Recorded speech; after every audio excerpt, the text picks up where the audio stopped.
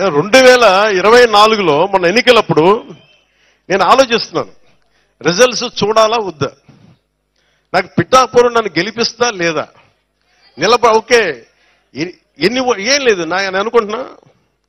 ఓడిపోయినప్పుడు నేను ఆ రోజు కూడా టీవీలు చూడలే, నేను ఒకటే పెట్టుకున్నా. నిజంగా ఇరిటేట్ చేస్తున్నాను ఇక్కడ, ప్లీజ్ మీరు దయచేసి మీరే please I request you, I request you either you stay are leave. మీరే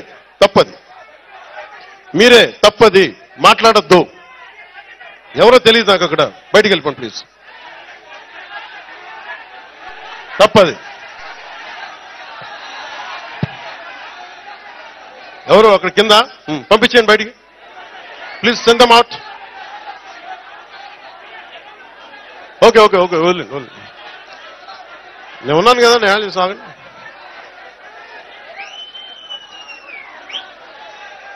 ఓకే దయచేసి కూర్చోండి. ఓకే దయచేసి కూర్చోండి. Either you maintain silence or please. Okay మా దయచేసి ఓకే వదిలేండి.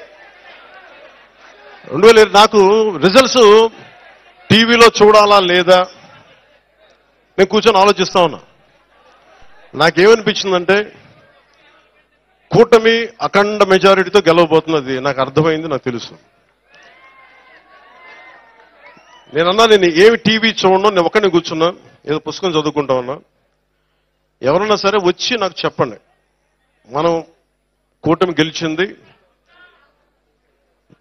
జనసేన మొత్తం అన్ని స్థానాలు గెలిచింది, పవన్ కళ్యాణ్ పిఠాపురంలో గెలిచాడు. ఈరోజు ఇది చెప్పండి. నేను చూడలా. ఎందుకు చూడలేదంటే నేను నా మనసుకి ఎట్లాంటి సంకేతాలను పంపదలుచుకోలే, టెన్షన్ పడదలుచుకోలే.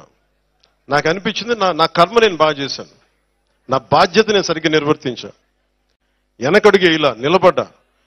భగవంతుడు నా చేతులు ఏదిస్తే అదే అనుకున్నాను, కానీ అఖండ విజయం ఇచ్చాడు భగవంతుడు.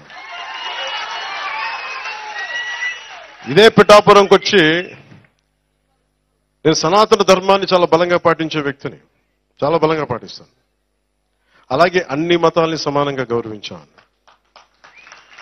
అదే మన పిఠాపురంలో బంగారు పాపం దర్గా దగ్గరికి వెళ్ళాను.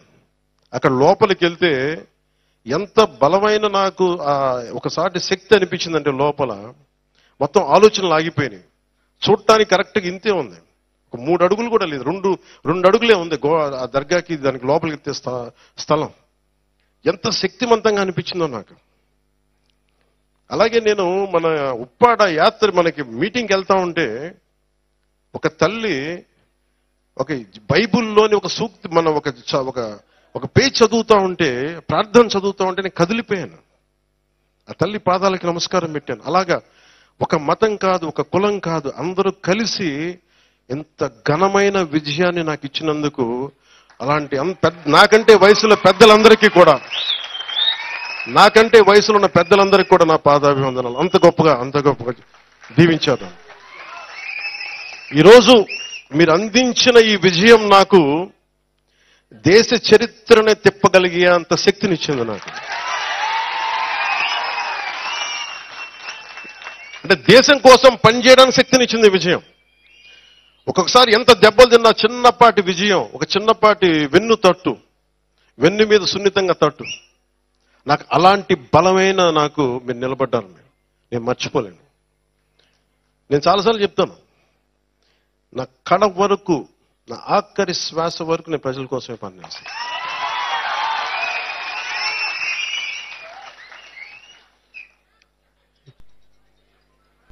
నేను అలాగే అయిపోగానే వచ్చేద్దాం అనుకున్నాను. లోపల ఉబలాటం వచ్చింది, సంతోషం వచ్చింది, చెప్పుకుందాం, పంచుకుందాం, తిరిగేద్దాం, చేతులు ఊపేద్దాం, అందరికీ మన గజమాలలో వేస్తారంటే వేయించుకుందాం అనుకున్నాను. కానీ నాకు ఎలా ఉంటుందంటే,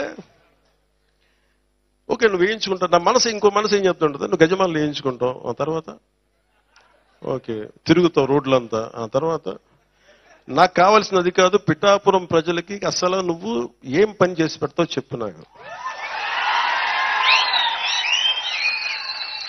విజయం వచ్చాక అందరూ ఎగురుతారు, అందరూ దండలేస్తారు. నీకు ఇంత ఘనమైన విజయం ఇచ్చినందుకు ప్రజలు, నువ్వు ప్రజలకి అంత ఘనంగా నువ్వేం పనులు చేసి పెడతావు నాకు చెప్పు. నేను కూర్చున్నా, నాకు వచ్చి చేతులు ఊపి కృతజ్ఞతలు చెప్పడం సరిపోలా, ఒళ్ళోంచి ఒక కూలీలా పని చేయడానికి సిద్ధపడిపోయాను. అందుకే నాకేమనిపించిందంటే పొద్దున పెన్షన్ సభలో కూడా చెప్పా, ఒక నిమిషం స్లో, తర్వాత ప్లీజ్ దయచేసి ఒక నిమిషం. ఇప్పుడు స్లోగన్స్ అయిపోయినాయి, ఇప్పుడు మనం పని చేయాలి.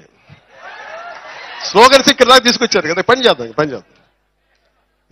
ఇదేంటంటే నేను ఒకటే కోరుకున్నా, నాకు పని చేయాలి ఇక్కడ.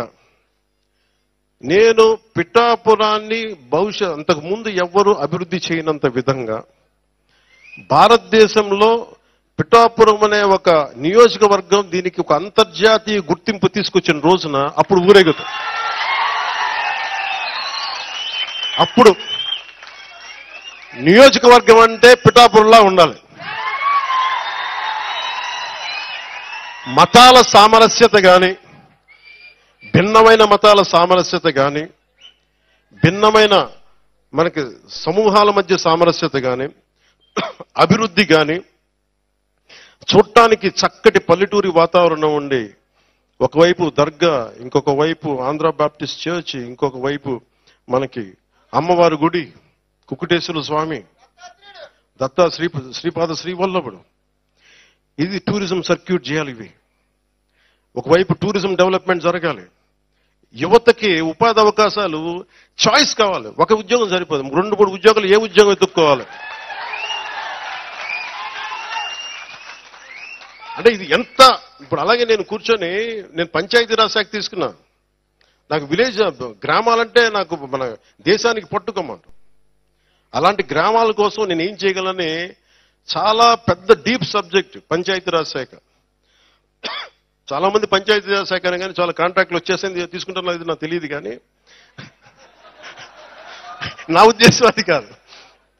నా ఉద్దేశం ఏముందంటే మన గ్రామాలకి ఏం చేయాలని ఒక్కొక్క రివ్యూ మీటింగ్ పెట్టి చూస్తా ఉంటే,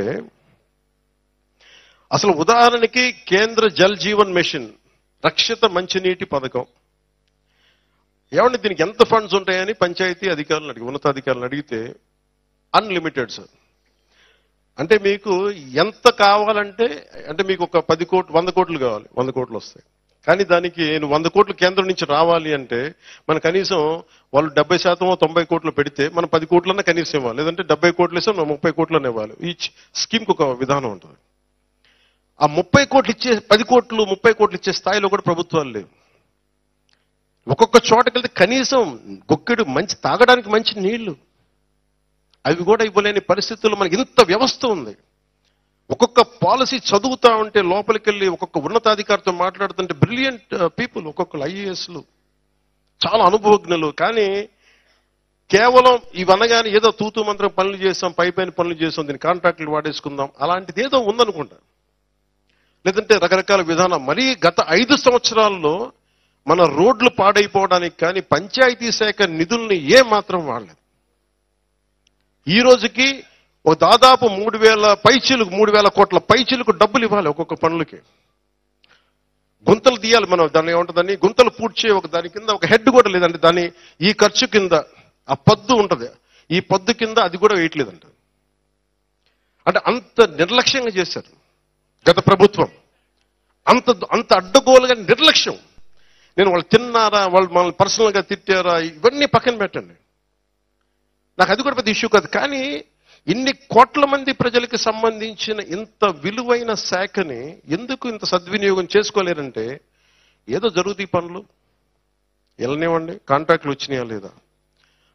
ఇప్పుడు నేను వచ్చి దాన్ని ఆ వ్యవస్థ నేను ఒక్కనే మార్చలేను. అందరినీ అధికారులను ఏమడుగుతున్నాను అంటే నేను సహాయ సహకారాలు అడుగుతున్నాను. దయచేసి నాకు ఏదో చెయ్యాలని వచ్చిన తపన ఉంది, మీరందరూ నాకు సహాయం చేయండి. నాకు వెళ్ళి మన కొత్తపల్లి ఉప్పాడు రోడ్లు చూపించాను. ఇక్కడి నుంచి కాకినాడ వరకు అది సుందరంగా మనకు ఉండే వైజాగ్ బీచ్ రోడ్ లాగా, రామకృష్ణ బీచ్ రోడ్ లాగా చేయొచ్చు, అంత అద్భుతంగా ఉంటుంది. నాకు అలాంటి సహకరించండి. నేను పంచాయతీ రాజ్ శాఖ నాకు సలహాలు సూచనలు ఇవ్వండి అంటే ఒక్క పిఠాపురం నుంచే నాకు దాదాపు 1424-23 నాకు ఇన్పుట్స్ వచ్చినాయి. మన దుర్గాల్లో ఏమున్నాయి, మనకి కొత్తపల్లి వంతలో ఉండే మనకి కొత్తపల్లి ఉప్పాడలో ఉండే గ్రామాల్లో అన్ని ఏమేమి ఉన్నాయి, ఏ సమస్యలు ఉన్నాయి, పూస కూర్చున్నట్టు చెప్పారు నాకు. అంటే ఇంత నేను కోరుకుంది ప్రజలు మమేకమై మనందరం కలిస్తే తప్ప ఈ సమస్యని పరిష్కరించలేం. నేను మీకు మాటిస్తున్నాను, గతంలో ఇప్పుడు దాకా పంచాయతీరాజ్ శాఖ ఎలా చేసినా తెలియదు, కానీ నేను నడిపే పంచాయతీరాజ్ శాఖ చాలా చాలా బలంగా పనిచేసేలా బాధ్యత నేను తీసుకుంటాను.